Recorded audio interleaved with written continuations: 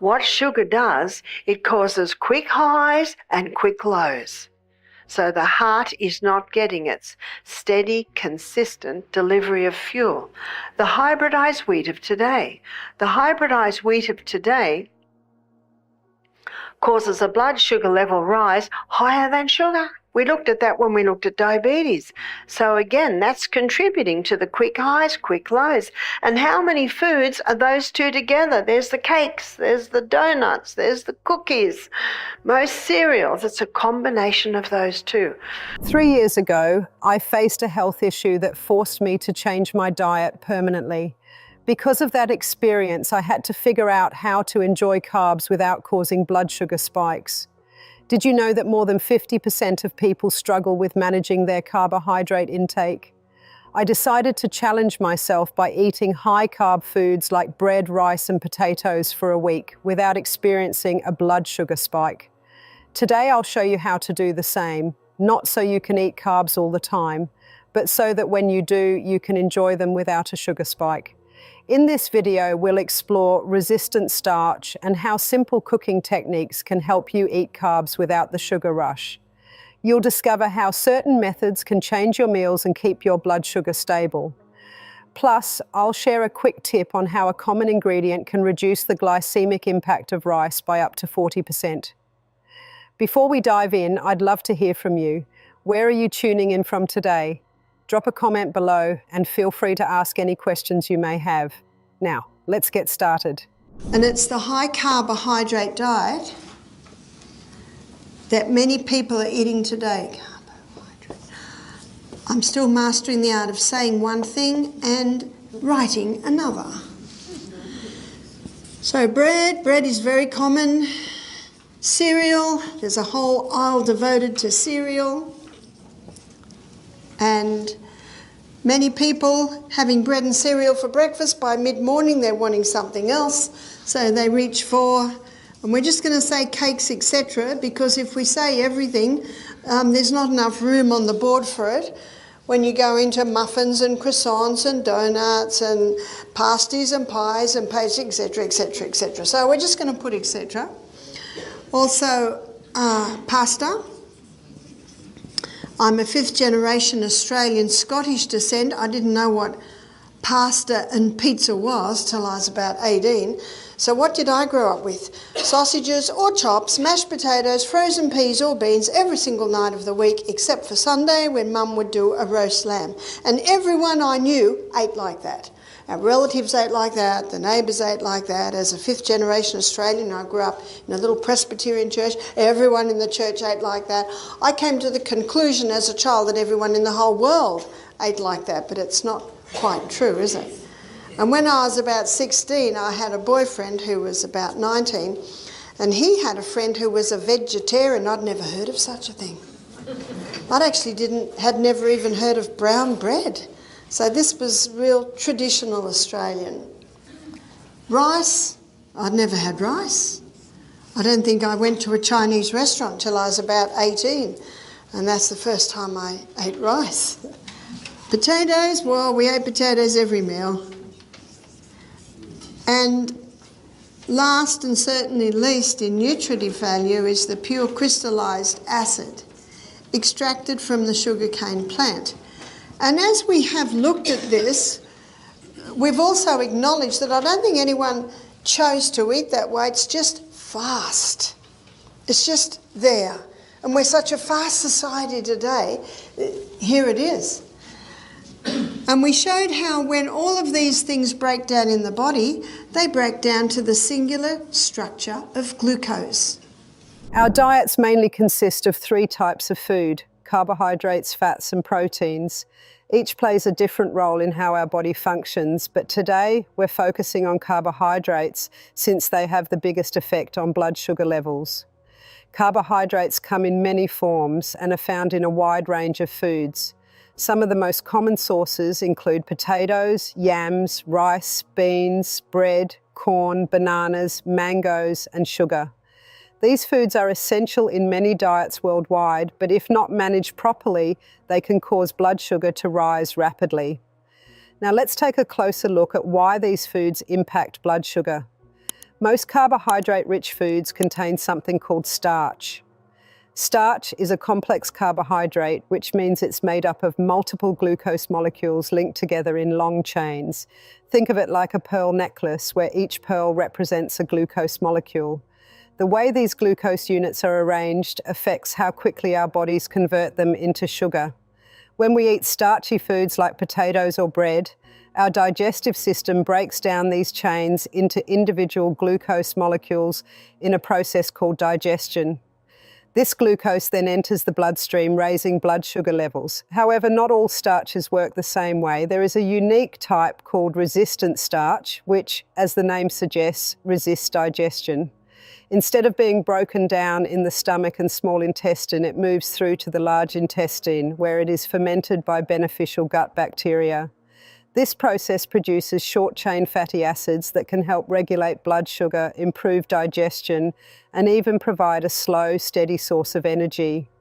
Understanding how different carbohydrates affect blood sugar is key to managing your diet effectively. By choosing the right types of carbs and preparing them in a way that enhances their benefits, such as increasing resistant starch, you can enjoy these foods without the sharp blood sugar spikes that can lead to long-term health problems. How your body processes starch. When you eat starchy foods like potatoes, a complex process takes place inside your body.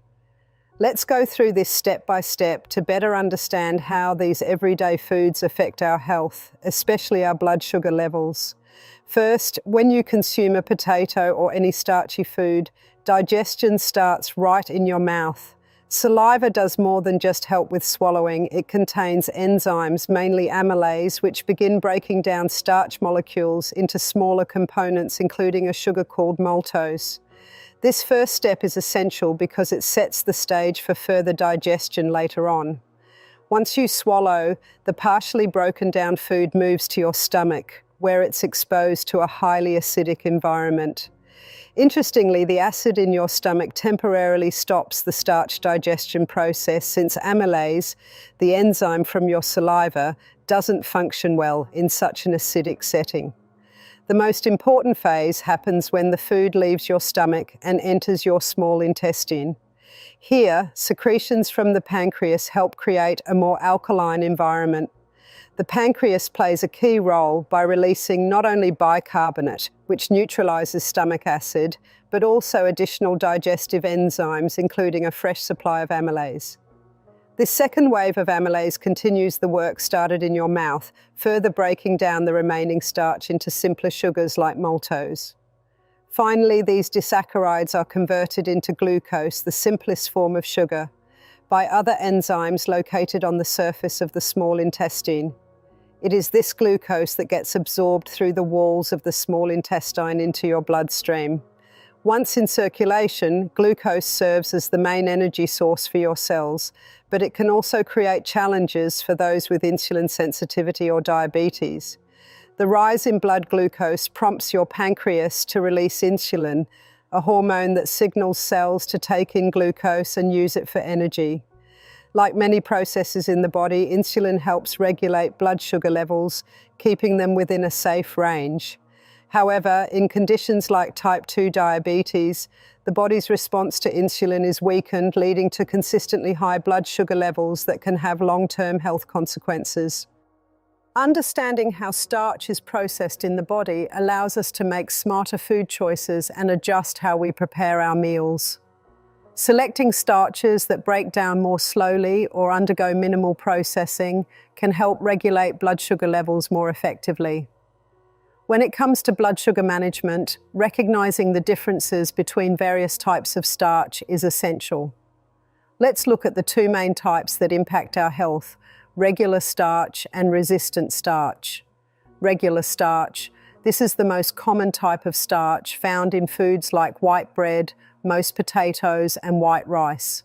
It is rapidly broken down by enzymes in the digestive system, releasing glucose into the bloodstream almost immediately. This fast breakdown can cause blood sugar spikes, which over time may put stress on the body's ability to regulate glucose properly, increasing the risk of insulin resistance or diabetes. Resistant starch. Unlike regular starch, resistant starch behaves more like dietary fiber. It isn't digested in the small intestine and instead moves to the colon, where it serves as food for beneficial gut bacteria. The bacteria ferment this starch, producing short-chain fatty acids that offer multiple health benefits, including better gut health and improved insulin sensitivity, which helps keep blood sugar levels stable. How foods are prepared can significantly influence the type of starch they contain, which in turn affects their impact on blood sugar levels. A fascinating example is seen with foods rich in resistant starch, such as potatoes and rice. When these foods are cooked and then cooled in the refrigerator, the cooling process alters the starch structure. This change converts some of the regular starch into resistant starch through a process known as retrogradation. The new bonds formed during cooling are more difficult for digestive enzymes to break down, meaning less glucose is released into the bloodstream. The benefits go even further. If you reheat these foods after cooling them, the resistant starch content increases even more. This means that by simply cooking, cooling, and then reheating foods like potatoes and rice, you can significantly boost their resistant starch levels. Research has found that this method can reduce post-meal blood sugar spikes by up to 40%, making it an effective strategy for better blood sugar control. Eating foods rich in resistant starch can significantly influence your body's insulin sensitivity. What does this mean for your health? Insulin is a hormone that helps your body use glucose from the bloodstream. When insulin functions properly, it lowers blood sugar levels after meals and ensures that your cells receive the energy they need. However, in many individuals, particularly those who consume a diet high in processed carbohydrates and low in fiber, insulin sensitivity can decline. This condition, known as insulin resistance, means your body requires more insulin to regulate blood glucose levels, which, if unmanaged, can lead to type 2 diabetes. Resistant starch can help counteract this issue by nourishing beneficial gut bacteria and improving gut health. It triggers changes that enhance your body's response to insulin. Regular consumption of foods high in resistant starch can improve blood sugar regulation, preventing sudden spikes and drops that may be harmful in the long run. This leads to more stable blood sugar levels and potentially lowers the risk of diabetes and other metabolic conditions. To maximize the benefits of resistant starch, meal planning becomes a crucial strategy. Meal planning isn't just about choosing what to eat, it also involves preparing food in a way that enhances the health benefits of the ingredients. In the US, we developed a meal planning guide to help with this. One effective approach is using heating and cooling techniques to increase resistant starch content in foods like potatoes, rice, and pasta. And here's a simple process to follow. 1. Cook, boil, or bake starchy foods as you normally would. For example, boil rice until it's fluffy, or cook potatoes until they're soft. 2. Once cooked, allow these foods to cool down and store them in the refrigerator for at least 12 hours. This cooling period allows the starch to retrograde, converting digestible starch into resistant starch. 3. Reheating before eating is optional, but it can further boost the amount of resistant starch. If you prefer warm food, reheating is perfectly fine and won't reduce the resistant starch content. Here's a useful tip for those who love rice. Before we dive in, drop healthy rice in the comments. Now let's talk about rice. When cooking it, try adding coconut oil to the boiling water. This simple step can significantly increase the formation of resistant starch in the rice. Once the rice is cooked, let it cool down, then store it in the refrigerator overnight. The cooling process alters the starch structure, making it more resistant to digestion. As a result, less glucose is released into your bloodstream, leading to a lower glycemic impact when you eat the rice the following day. Beverages that influence blood sugar. Your beverage choices can play a role in regulating blood sugar levels. Here are 3 types with different effects. 1. Lemon or lime juice. These citrus juices contain acids that slow down the enzymes responsible for breaking down starches in your digestive system. By reducing starch breakdown, they limit glucose release, helping to prevent blood sugar spikes. 2. Vinegar. Like citrus juice, vinegar also inhibits enzymes that break down starches. Additionally, it enhances glucose uptake by muscles, lowering blood sugar more effectively. This combination makes vinegar, especially apple cider vinegar, a strong tool for managing blood sugar levels. 3. Wine. While wine can cause a temporary drop in blood sugar by affecting liver metabolism, it is not a reliable method for blood sugar control. Alcohol can have unpredictable effects and may disrupt liver function, particularly in how it processes fats and proteins. Using vinegar for blood sugar control. Apple cider vinegar is particularly useful for regulating blood sugar. When raw and unfiltered, it contains the MABA, a cobweb-like substance packed with beneficial enzymes, proteins, and bacteria. The antioxidants from the apples in vinegar contribute to overall health, making apple cider vinegar a valuable addition to your diet. Cloves is a natural way to manage blood sugar. Cloves, known for their bold flavor, can help regulate blood sugar naturally.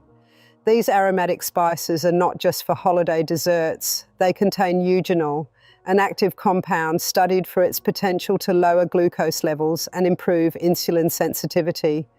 Adding cloves to your diet is both simple and beneficial. You can start by sprinkling ground cloves into your morning tea or coffee.